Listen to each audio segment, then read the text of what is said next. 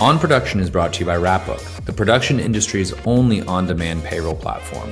With Wrapbook, you can pay your crew with a click and track all your costs in real time, all in one place. To find out more about how Wrapbook is transforming the way productions pay their crews, visit wrapbook.com. Welcome to On Production. I'm your host, Cameron Woodward. My guest today is Joel Pilger, longtime creative entrepreneur, studio founder, and now a guiding voice in the world of creative businesses. After leading Impossible Pictures for 20 years, winning Emmys, and working with clients like Discovery, Nat Geo, and Ford, Joel exited the operational side and now focuses on advising and building community with creative studios and production shops around the world. He's been helping founders build purpose-driven, scalable operations without sacrificing their creative vision. And in our conversation, we'll dig into what he sees as the future of studios in today's world of remote teams, brand direct work, high competition, and yes, even AI. Welcome to the show, Joel. So good to be here, Cameron. Thank you. Yeah, great to see you, man. You're no stranger to me. You and I have known each other for a number of years as I've been building Wrapbook. You've had me on various podcasts as well from my side. So it's awesome and an honor to sort of dig into your story and talk about these things today for our audience. That was a killer intro, very kind. And I'm excited, to get into the topics that you sort of fed me, because I think there's some really cool stuff to unpack. Yeah, I mean, you're really at the forefront of knowing what's on the hearts and minds of producers specifically. Like, can you tell us for our audience sort of the types of studios that you typically work with? Because like you guys, you've been in this space for a long time of like, I think like post and motion and these areas. Like what kind of studios and businesses do you really spend a lot of time with? So these are mostly studios, production companies. Some are creative agencies and other hybrid, but they're all doing what I would call work for hire for clients. So they're doing projects, they're getting paid for projects, they're project-based businesses. But the disciplines like start with motion and animation, but expand into live action, experiential and experience design, music, sound design. That's sort of the center of it. There's a few other people that are on some interesting fringes, but that's the bulk of it. That's awesome. So before really advising and being a shepherd to these types of studios, you spent 2 decades running Impossible Pictures. What were some of the biggest lessons you learned about balancing the creative and operational sides of production, and maybe help give our listeners an understanding of like Impossible Pictures sort of life cycle when you were running that business? It was a thrill to run that studio, and we made a pretty cool dent in the world because I grew it to be about 25 people. We hit about 5 million a year in annual revenue, which for Denver, which is where we were based, was pretty remarkable. And we were doing project-based work for brands directly, for some agencies, but mostly entertainment companies and brands. And I had a team of animators, editors, producers, and other, creative directors. And it was a thrill. And I will say this, probably the biggest thing that when people hear about my story is the first 7 years that I ran that business, it actually wasn't awesome. Like I was doing great work. I had names like Disney and Universal Studios and Ford on my reel, but behind the scenes, we weren't making a lot of money. I was burning out. And it was in year 7 that I started to do 2 things. I started to really grow my network and actually connect with my competitors. Okay. So don't think, oh, you got better clients. Well, yes, but I started to connect with competitors, meaning build community with peers. And number 2 was I started to get really curious and serious about mastering the business side. That's really awesome. With that, what were some of the biggest lessons you learned about maybe balancing the creative and operational sides of production? Well, I would say one is that I had to dispense with this notion that all that business stuff was somehow unsavory, right? Like I just want to be creative and do my thing. Because as I started becoming really curious and discovered that running any business, and this is true of a creative business, there's these 7 areas that we have to master. And there are things like sales and marketing and production and finance, operations, all this stuff. And as I started to master those things and I was then able to delegate them and build a team, like the mastery of the business became the unlock, because it is what provided us basically bigger budgets. It provided us sustainability. And it also meant that our work was going to it could have impact and reach. So the balancing of it really came from understanding the different areas of the business and how they interacted. And frankly, for me as the founder, gaining a basic fundamental understanding and mastery of all of those different areas. That's awesome. So Joel, I mean, I think I actually have a similar story. Before WrapUp, like I started a studio, a project-based studio. We would earn revenue based off of working for clients, like many of your clients and studios do. And, an observation I had is that a lot of producers rise through the ranks by being either great at logistics and production or storytelling, and that running a studio is a different game. From your experience, what's the most common or more common business challenges you see studio founders underestimate, and how can they get ahead of it before it becomes a crisis? Well, I mentioned those 7 areas, okay? One of those areas is creative. So that's actually where we all start. Like, I've got this creative talent, gift, right? I'm a great cinematographer or I'm a great animator, whatever. So those 7 areas, if I had to pick one, it's really tough. It's hard to pick one because probably the single most difficult one that bites everyone in the ass is sales. Okay, but here's the weird thing about it is everybody kind of cringes, right, when I say sales because they go, "Oh, I don't want to sell." But guess what? Marketing is probably even more nowadays the problem because if you suck at marketing, you're going to suck at sales. And nowadays, you cannot be invisible. And this is the thing that I see so many studios and production companies struggle with is they just are really they're living in that old myth of, well, if we just produce this awesome creative work, right, the rest will take care of itself. And I call that the myth of great work. That doesn't create visibility and it doesn't create opportunity and it doesn't actually generate long-term sustainable, healthy client relationships. That actually leads perfectly into the next question I wanted to ask you, which is like many studios and production companies reach a point where they need to grow. I mean, you even mentioned this in your story. You're 7 years in and just like not growing fast enough to have a sustainable career without burning out. But some people feel like growth can really dilute creative identity, like diminish the secret sauce.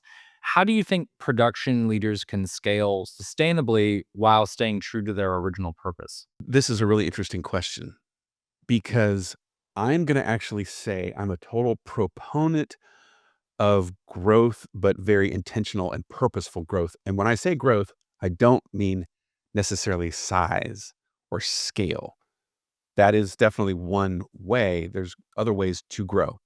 But that said, I think the answer to your question is making sure that you understand that as a business owner, you are running a benevolent dictatorship.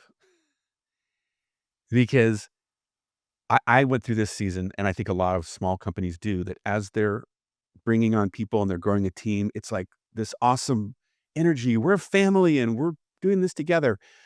The truth is, it's not going to be a family. And as it grows and evolves, you maintaining a strong hand on, I have a vision, I have a dream, and I am inviting all of these people into this dream with me, both my team, but also my clients, obviously. It's really important because I think a lot of times these business owners they kind of get stuck because they want to make everybody happy. They want to keep the clients happy. They want to keep the team happy. And then they wind up one day waking up and realizing, I just feel like I have 20 or 30 different people telling me to go in 20 or 30 different directions. So it's actually really important all along the way to remember as much as you want to say, well, it's not about me. It actually is about you and own it. That's awesome. So let me ask you this, Joel. The creative vision that studio operators maybe had for their businesses is changing a lot because the industry itself is changing fast. So everything from like smaller, specialized teams, remote workflows. I know that many of your studios are even international, they're in Europe, brand direct clients, AI. how is the definition of studio or brand studio evolving? And like, what does the studio of the future look like from your perspective? Such a cool question. And I think about this all the time. One thing I'll say is my definition of studio is a creative organization that makes a big promise and it doesn't fail. It never fails to deliver. So the difference between like I'm a freelancer operating under a name is, yeah, but if the freelancer catches COVID, your project is in the ditch, right? And you kind of know this. Whereas a studio is, no, you pay us and you pay a premium because we don't fail. We deliver. So that's sort of the operating definition. What's changing, I see, and this is the thing that kind of keeps me and a lot of people up at night, is there's this thing that I call the anxious middle, which is when you look at a lot of shops out there today, I would not want to be running a shop that is about 10 people. Let's call the range maybe between 5 and 15 people. This used to be a great business model. You could make good money and do cool work and be happy here for a decade or two. But what's changing now is at that scale, you still have to generate several $1,000,000 a year.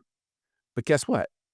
You can't, even at that size, afford a full-time killer salesperson. You can't afford a full-time dedicated marketing expert. You cannot afford a full-time operations person. You certainly can't afford a full-time financial, like CFO type person. But you have the burden where you're competing against shops that are 20 and 30 and 40 people that do have all those resources, and they're just going to smoke you. And here comes AI. So now, in a way, the bottom is kind of creeping up into these middle-sized shops. So what I'm finding is a lot of those anxious middle shops are actually scaling down. They're saying, you know what, we're going to be a team of 2 or 3 or 4 absolute elite, super experienced, super connected, extremely savvy people that can walk into a boardroom and understand and pitch a solution to a big problem for a big round number that's probably 6 or maybe even 7 figures. But it's a small company. And then they hire other studios, maybe overseas.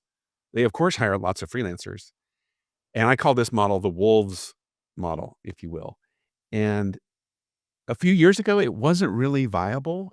And now I'm seeing it become very viable. So the thought is don't hang out in that middle ground, like kind of be intentionally small and incredibly elite and pro and powerful. Or if you grow to beyond 15 and 20, you enjoy all of the benefits of scale and flexibility at that size. Yeah, Joel, I mean, that's a really interesting and compelling insight into like what's happening in the middle and how, smaller elite talent can still thrive in this age. What is it looking like for the more scaled studios with these new capabilities coming online? I'm finding that some of the, again, I'll call them larger studios, which I'm just going to say is call it 20 people or above, which doesn't sound very big, but in today's market, those are the larger ones. I would say it's interesting that, first of all, the opportunities for entry level and junior talent, unfortunately, are not great. And this is a big concern because of students and the younger generation that are coming into the industry. They're competing with AI and they're coming out maybe of schools and so forth, not really prepared. Those larger studios, I don't really see them hiring entry level and junior talent because it's just too risky.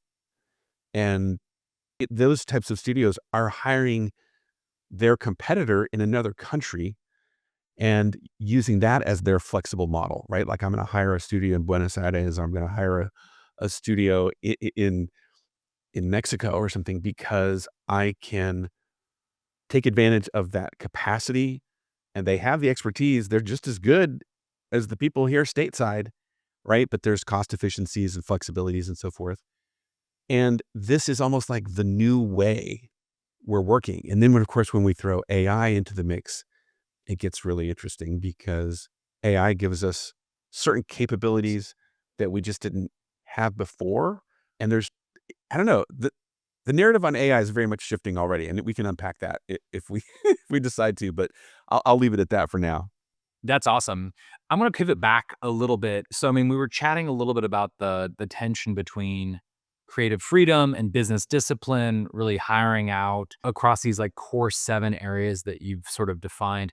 Let's keep unpacking that. How do you advise producers and studio leaders to structure their operations without stifling their creativity or their vision or the type of work that they do that sort of has gotten them to the point where they're in a position to make these types of trade-offs given the tensions?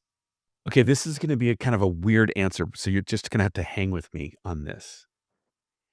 The big sort of magic trick that I've seen that works so well, and I only barely did this when I was running Impossible. I've since seen this develop and have continued to refine it. It's this basic idea that when money comes into your company, you split it. Meaning you take about half the money and you call that, this is the company cost. I'm going to keep this money to run the company. And then the other half, roughly, we're going to call that the creative costs. And what I do is I give all the creative costs, all that money to my producers. And the big word here is guardrails. I know this sounds weird, like what, but here's the secret. The secret is if I give a producer a pile of money and say, you have a puzzle to solve called make the client happy, get the most awesome result out of the team, make sure the team is happy, and spend all that money. Notice I did not say spend as little as possible. Okay. That's nonsensical. You cannot make a project as great as possible and spend as little as possible. That will drive your producers insane and create tons of misery. So what you do is you create these guardrails. Now, part of the secret here is the company costs. That's where the profit is. So I've already taken the profit away from the producer. So she can't even spend it. I'm just saying, here's all the money you need. Spend every dollar. I don't care if you spend every dollar. In fact, I kind of want you to, because that will make the creative better. The team will be happier. The client will be happier. And you know what? Producers love playing this game.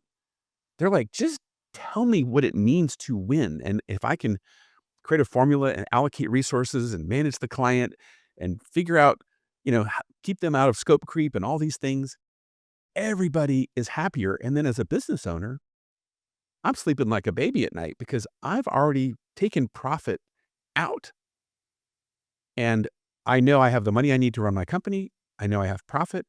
And then my team is over there crushing it because producers get together with creatives.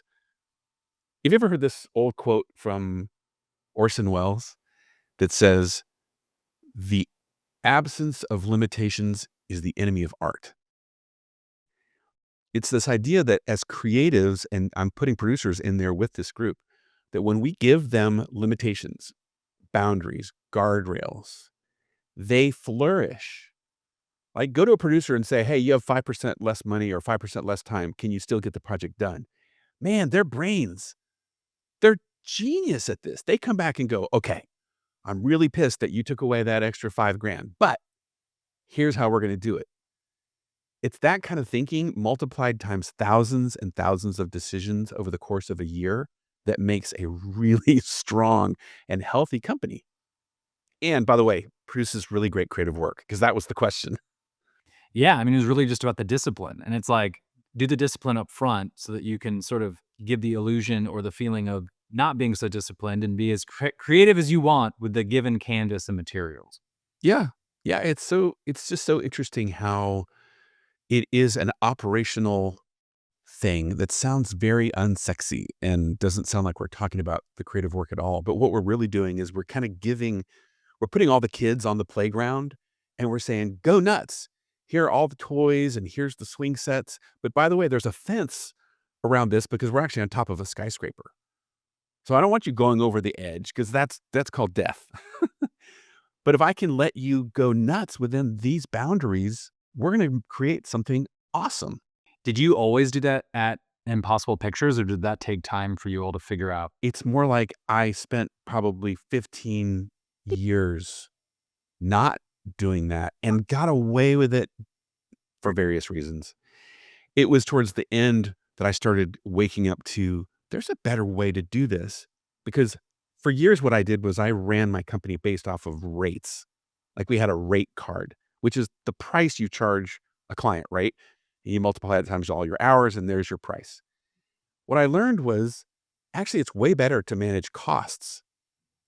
Price and cost are so totally different things. And of course, I'm a big proponent of you give a client a big round number, that's called a price, and they don't need to know your costs. And that's a whole nother discussion. But it's been actually over the last 11 years that I've been refining and retooling. And I just recently created a custom GPT to implement this method, right? That I call Studio Flight Deck of managing production and finance this way. And it's really fun. It's fun seeing it work out in the real world and really help people. That's awesome, Joel. So, you know, when you were running Impossible Pictures, I mean, you all did work with major brands. I mean, you had mentioned Disney earlier, but like I've done my research, things like Pepsi and Ford and others. And I think we've talked about some of the creative elements, the operational elements of the studio itself. You chatted about marketing and sales, but let's say you're growing, you've got clients. What was your approach, or is your approach, or your suggested approach to building long term client relationships, especially in an era of short term projects and super tight margins? I had heard a quotation once that if your business is not retaining customers, it's not a business, it's a hobby. How do you retain your relationships? How did you make sure that you had retention in the era of one-off projects in a world where everyone's competing on margin, it seems like? Yeah. Well, first of all, and man, I don't want to be like, this is a hot take here. Okay. But anybody that's competing on margin, I have to gently say you are replaceable. Like the reason people get studios to triple bid and compete on things like margin is because you are highly replaceable. You have to solve that. How do we solve that? Okay, is the question. The way we solve that and thereby create more retention, recurring revenue, long-term relationships with clients. I call it the journey of from order taker to expert, because the order taker is the one that you don't actually respect. They bend over and they're service oriented and they're going to help no matter what. And we'll meet that price. And you know what? As months and projects go by and turns into years, you don't really respect them and you discard them because they're, quote, just the vendor. And I know I'm triggering people here because just know I live this life. But if you become the expert, you start to develop an offering that goes way beyond the replaceable commodities of things like, well, we do live action and we do editing and whatever. Those are just services. When you roll those into expertise, and examples are things like we we are the experts at launching products, for example. Like we help tech companies launch SaaS products. Oh, we just happen to use video, filmmaking, whatever, as our tool of choice. That's an expertise. That's way more valuable. Those are much bigger budgets. Those are much larger round numbers. And that client knows these people are solving our problem, not just servicing a project. And they're going to come back to you again and again because guess what? The problems are not going away. The projects do. The projects, they're done, they're gone. But if you're on the receiving end of projects where clients come to you and go, "We've got a project, can you give us a bid?" That's a warning flag that you are on your way to going out of business. Maybe not today, maybe not tomorrow, but you're on your way out of business. And I've just seen this happen over decades. So this is like history just repeating itself. And now with AI, the clients are going, "Gosh, maybe this project could just be done with AI." And you know what? Sometimes the answer is yes. Wow. That is a good point. I mean, I think that actually even ties to your earlier point of just like how should a studio think about the marketing, the sales side of what they're doing rather than competing as a commodity. Like, you gave the example of like, "Hey, like, we're going to be the best studio at launching your SaaS product." But, like, you could think of 10,000 different enterprise focus areas that you could just become the dominant studio over. I had an idea, there's been these name and likeness changes, these rules for these athletes, and it's like, is there anybody out there right now being like, "We just do name and likeness. That's it. In regional areas, global areas, like, that's what we do." I'm like, "That's a $20 million studio right there, possibly." I'll give you an example. I have a client, so I work with some studios and production companies one-on-one, and I have this one client in Uruguay, of all places, and you know what they are the experts at? Mascots. Hmm. They have created a method called the mascot of the future. And guess who they're gonna go talk to? They're gonna go talk to brands, sports companies, you name it, pharmaceutical. Like, if you have that abstract product and you need a character to represent it in a fun, touchy-feely, whatever way, we are the experts at that. And I just know in my bones, they're gonna crush it because they're so clear. Like, the value, the problem they're solving is quite sophisticated and quite challenging. But if I was, I don't know, the new emerging sports team, or maybe I'm the influencer and I say, you know what, I can't be in 10 places at all the time. Can we create an avatar of me using AI? Maybe I'm the studio that says, that's what we do, Mr. or Mrs. Influencer. We create the digital avatar of you.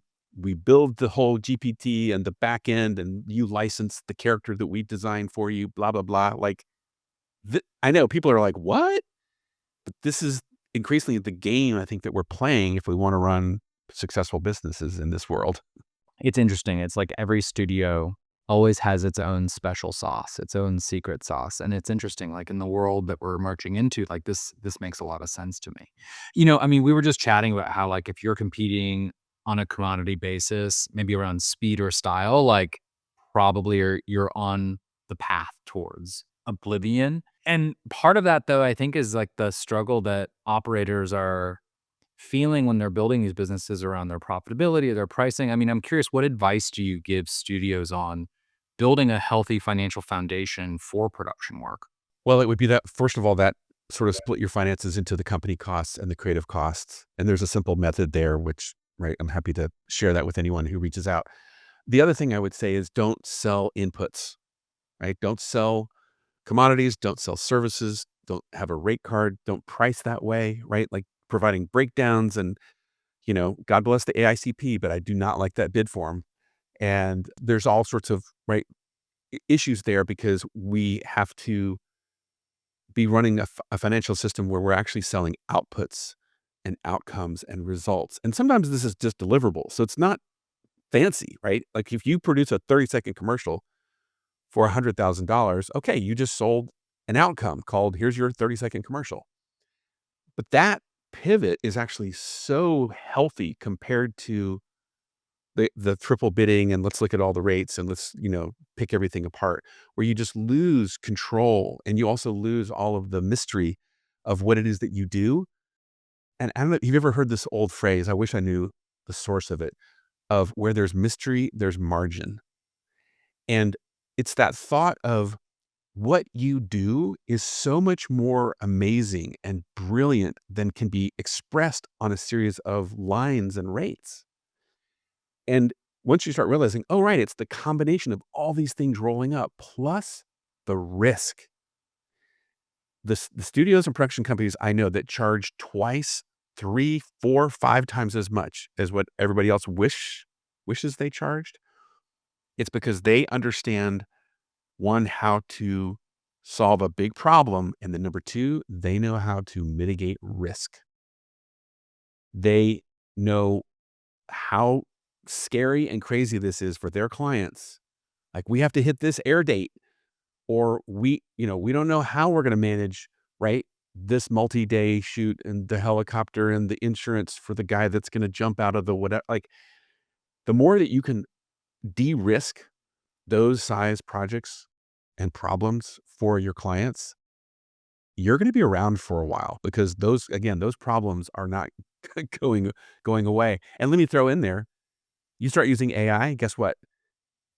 AI is like half the value you sell is we've taken the risk out of it.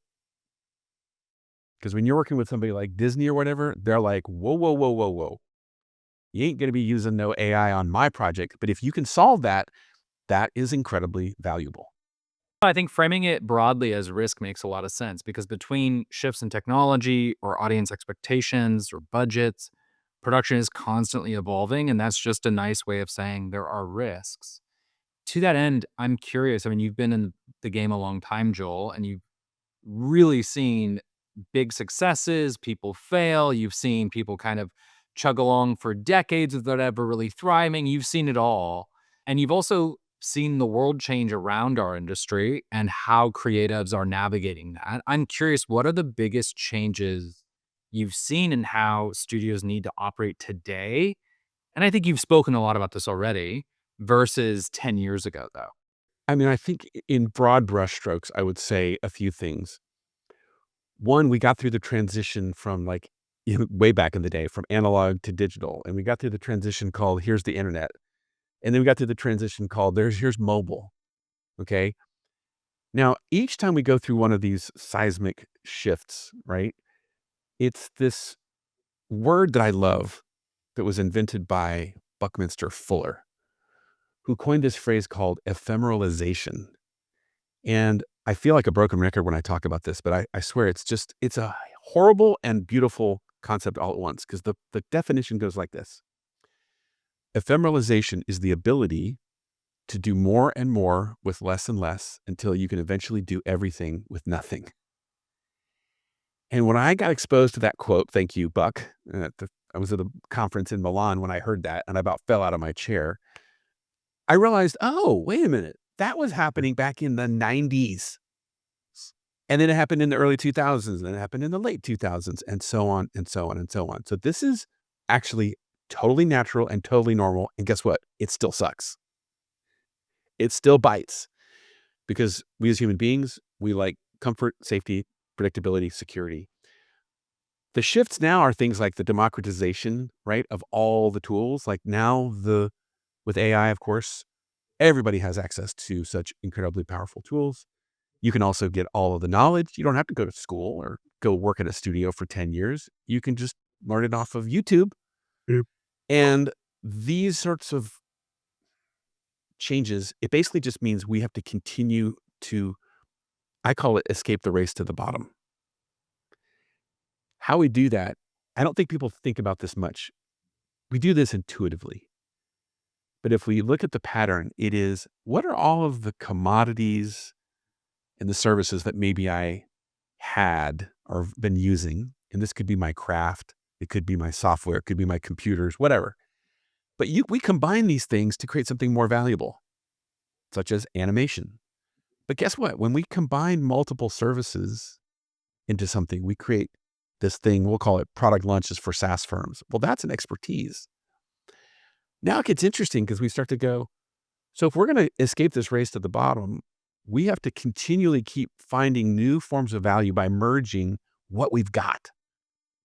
So to take all these commodities and these services and wrap them into new things, yes. And maybe we plug AI into that and we plug strategy and we plug copywriting and we plug influencers and roll that into something new. What is that? I don't know, but whatever it is, it's probably really valuable and it's something the world needs. And guess what? They can only come to you because you invented it. And maybe there's even a trademarked, right, method there, a proprietary technology. Maybe there's copyrights or the influencer, right? That's a copyrighted thing. So you can sort of see this idea of always going against gravity by creating new forms of value. This is, I know, highly conceptual, but this, I think, is the way to, in a sense, future-proof not only our businesses, but our careers. I mean, I think what's interesting, Joel, is that you talk about this in different words sometimes. Like I've seen you describe building a business on purpose. So then to that end, with what you just said, how do you see that successfully translate into leadership, especially when managing teams of producers and artists and freelancers under the pressure of, I think what you're describing is evolution, right? Like, sure, we'd love to be comfortable and get fat, but we're under pressure. We're under the pressures of evolution and of change and of progress. So how do we translate the philosophy into leadership? Well, I think that is the journey, right? Like if you're a creative entrepreneur and you're running a company, you may not know it. You probably know it now that you signed up for a never ending lifelong school. You never get to drop out of school. You never get to stop learning and growing. And for anybody that's on this path, I would just encourage them to get okay with that, right? What they say, get comfortable with being uncomfortable. And this is part of what it means to be a leader is you are the one running into the building, the burning building. You are the one always evolving. You're always a step ahead. You're always curious, and your team is going to follow you. They're going to emulate you. They're going to, you know, go into battle with you. The other piece of it, though, I would say is for the owner that feels overwhelmed, the unlock is to realize you actually do have a core few things that you do so brilliantly. I call it your genius. Some people call it your superpower, right? These kinds of terms. And what I would say is your journey going forward is an ever increasing focus on that genius and delegating everything else to that amazing team around you. Because there's no way you are going to master all these different areas and run all of them. There's just you don't have 7 brains in your head. So this is the journey of nonstop evolution and growth, but also a commitment to find your genius and focus on it and delegate everything else. This surprisingly makes so much value show up in the world because you hire a team where everyone is doing their part, focused on their genius. And it's like this flywheel of like, wow, I've built this team, whether those are employees or, you know, automations or whatever, however you build that, it creates something enormously valuable and obviously dynamic and evolving. That's incredible, Joel. And in some ways, you might have even answered my next question with that bit of wisdom. But, for an up and coming producer or somebody who is thinking about building a brand studio or a project based studio, and they want to build something of their own, what's one piece of advice you wish someone had given you when you started Impossible Pictures? And the world has changed a lot. I think there's a lot of insights even in the last 30, 40 minutes of our discussion, but, what's the first step or what's something that you think would have really helped you out and made you maybe compound faster? Yeah. Okay. So I know you asked me the one thing. I'm actually going to give it two, but we've kind of talked about them a little bit. The one thing is to start viewing business as the most creative act that you will ever undertake. So think of your company, your business as the most interesting and the most creative act you can take on. That's a cool moment when you start to realize, oh, wait a minute. I work in a project-based business and I love doing these things called projects, but there's another project that's much more fantastic and interesting and trust me, never ending called my business, right? So this mastering the art of the business, as I call it. And then really the part two is a bit of a tack on, but it's also um, just as essential. And it's this cheesy phrase I hear people talk about called your your network is your net worth, or your net worth is your network. I forget the order, but this idea, it's really difficult to not to emphasize it enough that all the answers that you're seeking and all the problems you're trying to solve, so is everyone else. So the shortcut is get into community. Yes, of course, travel and connect with clients, get in front of the real problems, get out there. Huge. The other piece of it is build community with your peers, right? So I'm thinking of Wrapbook. Obviously, you guys have such an incredible, right, base of users and people that if you're not hanging out with those people, and yes, these are your competitors, but trust me, I run a community of several hundred founders. what we are sharing and solving and figuring out in real time, it's so much faster. Like, I look at what I'm building now and I think, damn it, if I had built this 30 years ago when I started Impossible, I mean, who knows what would have been possible. That's awesome. Well, Joel, thank you so much for joining me on Production. I think what's interesting is that I've had the opportunity to have so many excellent conversations in public, everything from indie film producers to film commissioners to finance execs all across the wild west of this creative industry. And I think there's actually a lot of wisdom and interesting nuggets that are relevant across the board because, like, whether you're doing a project for yourself and like you're monetizing it through a different system, or whether you're in the brand studio business, there's just a lot of wisdom in these ideas of getting smart about what the future is bringing, evolving with the times, and all of it. So thank you so much for joining us. This has been really a wonderful conversation. Oh my gosh. I thoroughly enjoyed it. So thank you so much. On Production is brought to you by Wrapbook.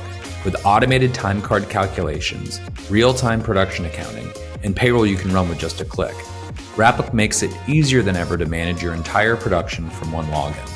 To learn more about how Wrapbook is transforming payroll and production accounting, check out our website at wrapbook.com.